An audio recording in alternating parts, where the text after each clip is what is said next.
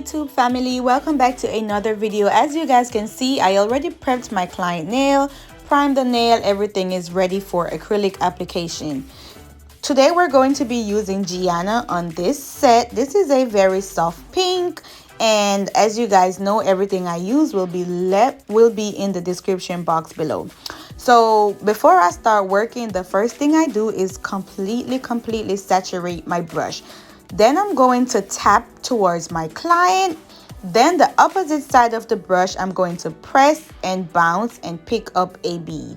Then I'm going to go to my client's nail. I'm going to give it a light press, then release it, making sure my client finger is facing downwards towards the paper towel. That way, naturally, the acrylic is going to flow to the tip of the nail.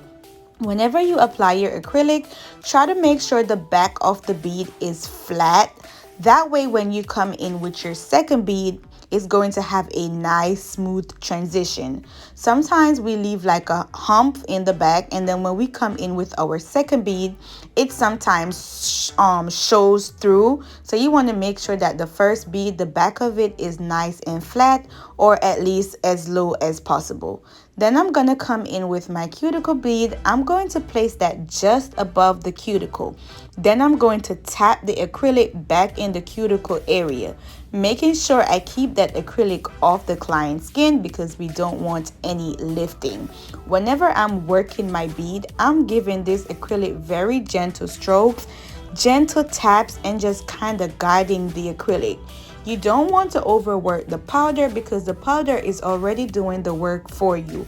All you really need to do is guide the acrylic, give it gentle taps in place, and making sure you're cleaning up your sides and paying attention to your cuticle area. Whenever you're working your acrylic, that part is the apex area, and that's supposed to be the highest point of the nail. So I'm going to go ahead and I'm going to place just a small bead right there. That way my apex is nice and strong. You want to make sure that your apex is there, because if your client hit their nail, that's what's going to prevent the nail from breaking. So once again, I'm going to come in my monomer, tap towards the client, come in, press and bounce, and I'm going to pick up a small bead, place it where the tip and the natural nail meets, press and release, making sure my client's finger is tilted downwards. That way the acrylic is going to already start flowing to the tip of the nail. If you notice that your acrylic is running, what you can do is use your brush and hold it in place, and that's going to help the acrylic to set a little bit.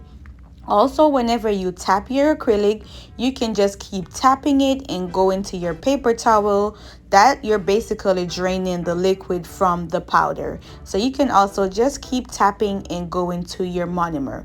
If your powder is running, the last thing you want to do is go in your monomer and come back to the powder, because you're just only adding more monomer to the powder, which means it's going to run even more. Also, whenever you're working, you want to make sure the temperature in your room is not too hot but also not too cold, because if it's too cold, your acrylic is going to be running a lot. If it's too hot, your acrylic is going to dry super fast. So if you're having a bad acrylic day, it's running too much, maybe you need to check your temperature, because if it's too hot, like I said before, it's going to be running. The brush that I'm using is a number 12 Kolinsky brush. This is also available on my website. And also, whenever you're applying your acrylic, you want to make sure you keep wiping your side and keeping the shape of your nail. This is very important with time, because if you apply your acrylic any type of way, when you come into shape, it's going to need so much more work. We did not do all the work of pre-shaping the tip in the beginning, only to come back and do the same exact thing. Whenever we're shaping, all we really want to do is go over and refine the shape. One more time, I'm going to go in my monomer, tap towards my client, pick up a bead.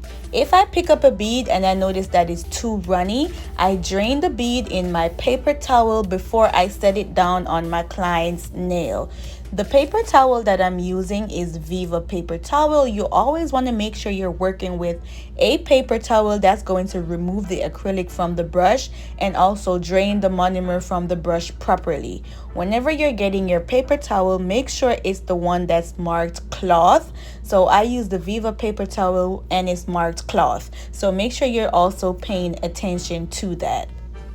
If you're working your acrylic and you notice when you pick up a bead, it keeps falling off the brush or it's separating and all that, maybe your monomer is dirty. Usually my monomer is dirty after I do like my second or let's say my third client. I notice that picking up a bead is not coming as nice and how I would like it to. So I know the monomer is dirty and it's time to completely change it out. So a dirty monomer can also affect the bead that you pick up as well. I'm also making sure my apex is looking nice. And how do you know when your apex is looking good? I always look at my nail from the side. Look at your client's nail from the side view and you're going to be able to see how your apex is looking. Your apex should be the highest point of the nail. So whenever you're working your acrylic, try to avoid your acrylic always flowing to the tip of the nail. Each bead that you place should be for that specific area. If you're doing a bead and that bead is for the tip, try to make sure that bead is only building the tip. Then you're coming in with your apex bead. Keep the bead in the apex area. Don't let the apex bead continuously flow to the tip and letting the cuticle bead flow to the tip, because then you're going to end up with the tip of the nail being high and the back of the nail being low. So just be mindful and make sure each bead that you place it with a purpose. So before you go in your monomer, you should already know what size bead you're trying to pick up. Or is it that you're going for a 1 ball? Is it that you're going for a small bead? Because whatever bead you're picking up, that's going to determine the amount of monomer that you keep in your brush. Our next video is going to be a liquid to powder ratio video. Also, I want you guys to know that every day is not going to be a good work day. Some days it's like what's happening, what's going wrong, and then some days you have it all together. But whenever you're working, just try to be vigilant of everything. When you place the bead down, don't just focus on one angle or on one side. You need to be working all the nail. You need to be paying attention to your shape, making sure you're cleaning your side walls, and you need to be making sure you're controlling your acrylic. So it's not just I place the bead down and I'm just focusing on this. You need to be moving your client's hand. You need to be looking all over the nail, making sure the acrylic is forming how you want it to form and it's taking the structure properly. So whenever you place a bead down, you need to be looking all over the nail. Keep your shape. You need to be looking where the bead is flowing. You need to control it. All that stuff, you just need to look all over. It's not just one side or in one area. So just look at your bead and look at how you're working.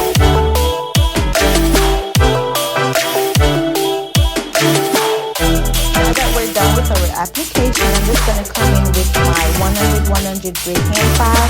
Whenever you're shaping, you want to make sure that the file is connected to the nail, and you don't want to go in your side walls like that. You want to make sure you're coming off to the side, and you always want to make sure you're getting underneath the nail as well. So like I said, whenever I am shaping, I never go down in the side walls. I start filing where the side wall begins like that, and then I come to the tip, giving it firm strokes and holding the file completely straight and up against the nail. You always want to make sure that this file is connected throughout the nail. And also whenever you're shaping, look at how when I place the file on the nail, you can see the shape. So you should be able to see your shape when you place the file up against the nail. You should already see your shape. And then just make sure you're not eating out the sides, because like I said, that's just going to weaken the nail. So you want to keep all the strength of your nail. So don't go down in your side walls too much.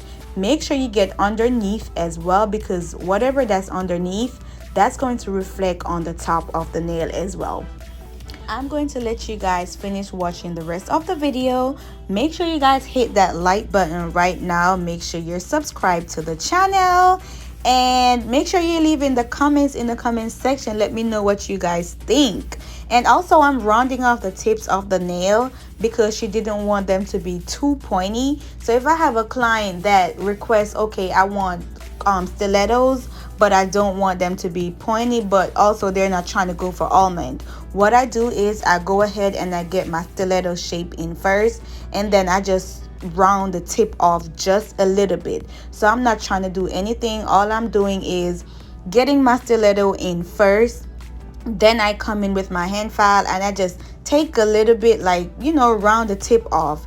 That way I'm not trying to do a shape that's not even possible. So get my stilettos first, then I just come in and round the tip up just a tad bit. And like you know, whenever I'm shaping, I always hold my client's hand from the client's view. That way I see what they'll be seeing for the next 3 weeks. This is a very good angle. You never want to skip this step because sometimes you can miss something filing from the other side. So you always want to make sure that you come in and you turn the client's hand around. My drill is going to be at 20,000 RPMs. I'm going to hold my client's hand with my thumb. Coming in from the cuticle, I'm going to go from the right to the left, making sure my cuticle is nice and sealed. If you're having a problem getting close to your cuticle, you can always use a cuticle bit to get the job done in the cuticle area, and use this bit to go like throughout the nail or go as close as possible. Whenever you're drilling, you always want to make sure you're using your pinky finger to keep you stable. This is very important because if you're not using your pinky finger, your drill is going to be all over the place. So you really want to make sure that you're using your pinky finger, that way you do not cut your fly.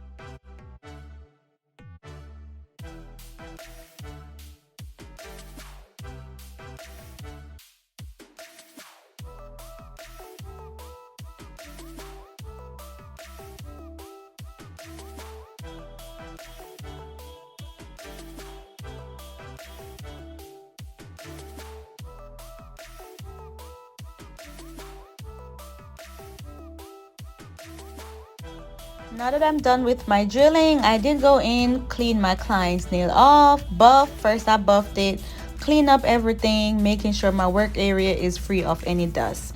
Then I'm gonna come in with my French. I'm gonna start from the side, swoop to the middle, and then I'm going to shade the rest of the nail. I always practice my French like this because I find it easier, and I just learned how to go at one shot, because doing all the other ways, the V's and the U's and all that extra stuff, it did not work for me. I just practiced to do one shot and go for the French, and I think you should practice doing that as well. So start from your side walls, meet in the middle, and then you shade the rest of it. And of course, when you're doing the French, you have the visual in your head of how the French is supposed to look. So when you start off with your French, you already know how to angle your brush and what direction you're going in. Also, I'm going to be putting a French on the thumb as well. And then I'm going to just start from the side, swoop in the middle, look at that. Then from the side, meet in the middle. And then I shade the rest of it. And also, you can also come in and, do your neat and fine too. If you feel like the circle, the French didn't look nice and clean, you can always just take your time and fix the line. I do that a lot. See, like now I'm fixing it. So I think I really prefer to do it this way. The other way, it takes a lot of time. What you can also do is mark the center of the French before you come in. So just put like a little dot, and then you come and you meet in the middle of the nail.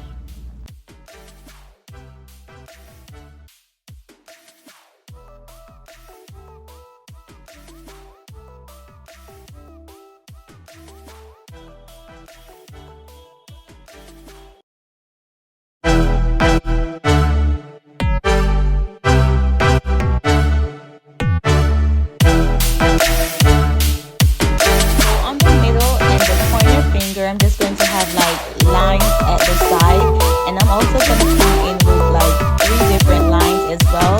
This is 3 shades of pink. So it was like, I'm sure you guys might have seen this design on Instagram, because my client brought this inspo pic, and that's what I am working with.